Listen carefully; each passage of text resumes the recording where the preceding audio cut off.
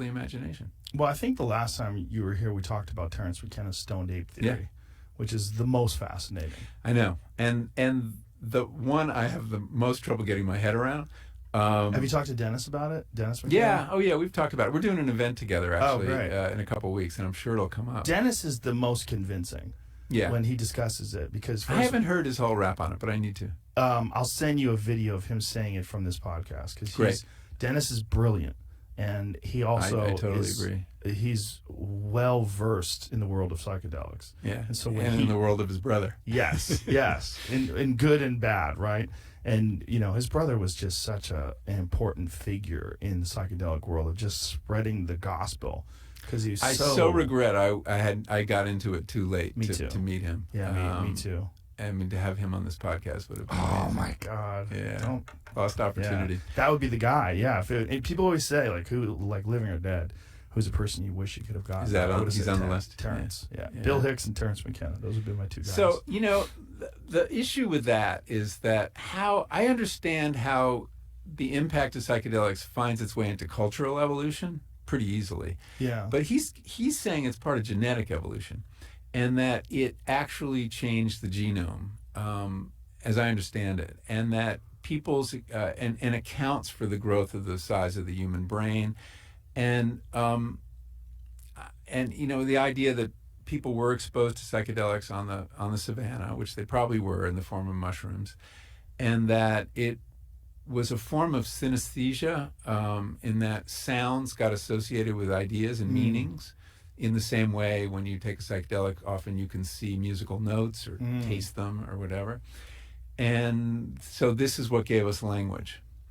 I still don't get, so the people who had this tool were more likely to reproduce? How does it actually get into There's the a genome? bunch of things that I mean, obviously this is purely speculative, right? He's trying to figure out and connect the dots. And Dennis does a better job, I think, of explaining it from a scientific perspective. But Terence's position was, there was a bunch of things that are happening that coincided with climate change. So these jungles, these tropical rainforests were receding into grasslands. As they were receding into grasslands, the primates were climbing out of trees and experimenting with new food sources. One of the things that they've recognized is that primates, in the presence of ungulates, will flip over their manure and look for these cow patties and look for beetles and grubs, because they know that there's always something that's under bugs, oftentimes are under there, and of course mushrooms are growing on them. So they would experiment by trying these different things to see if they're edible. In consuming psilocybin, particularly in low doses, psilocybin positively affects visual acuity. So it makes they were better hunters? Better hunters, more accurate in edge detection. So there's been studies where if you have two parallel lines, if the parallel line shifts slightly, the people who are on psilocybin are far more likely to be able to detect that than people that are on the natch. Fascinating. Yeah, so that's one. There's some cultures that give psilocybin to their hunting dogs. It makes sense. Yeah. It makes sense. There's a clarity involved in consumption of psilocybin where it sort of eliminates anxiety. It focuses you on tasks at hand, specifically in lower doses. Yeah. Like one of the things that people are doing, that I have a lot of friends that are doing it right now, is microdosing. Yeah. It's very, very popular, and their perspective is that there's something about microdosing that allows them to be more present. It allows them to feel better and be less anxious. Work better and feel more creative, yeah. The other thing about psilocybin is that it enhances community.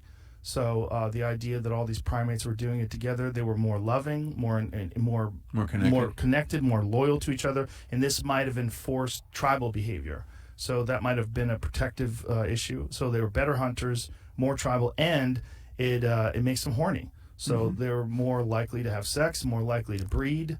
And then with the creativity involved, the idea was the creativity might have also enhanced their hunting, might have also enhanced tool making, and then of course the language aspect of it, the connection of sounds to objects. Yeah, that it might have initiated that.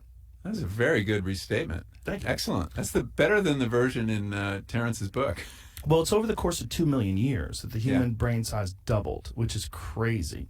I I mean, that is a But really... there are other explanations. Yeah. I dealt with I don't one think of them. there's only one. No, and it may have been several things happening at the Yeah. same time. Have you heard about the cooking hypothesis? Yes, I have. Yeah. So Richard Wrangham, a Harvard primatologist, and his argument is when we learned to cook, which essentially meant we had to spend less metabolic capital digesting food, chewing especially. You know, chimps spend like 6 hours a day chewing. Because they're eating all this uncooked plant material. And when we moved to cooked meat in particular, but cooked food of all kinds, we didn't need as big a gut, and we could afford to run a bigger brain. And I find that theory, and there's some evidence for that. I mean, like, if you feed snakes, you know, some on cooked food, some on uncooked food, they grow much faster on the cooked food. One of the reasons our dogs are so fat these days is we're giving them cooked food when they're not evolved for it, because most of the stuff in cans has been cooked.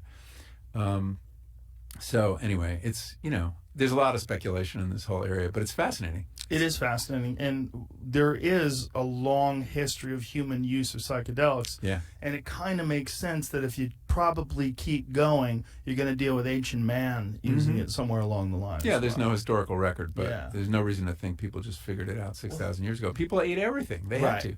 Except things that are connected to psychedelics, and this is where it gets really weird when you get cultures that are really they don't have a lot of food, but yet they worship cows. Yeah. You know, and why would they worship cows? Well, the speculation is the cows, the cow manure, patties. yeah, and then psilocybin grows the manure. Yeah, there's several cultures where cows are divine. My friend Duncan, he grew up in Asheville, North Carolina, and they used to put some kind of something in the feed of cows to try to get cows to stop producing psychedelic mushrooms. Because there were so many psychedelic mushrooms, and these college kids were running out onto the fields just picking them and tripping balls all the time. Did it work? I don't know if it worked, but it's a terrible tragedy, even the fact that they did it.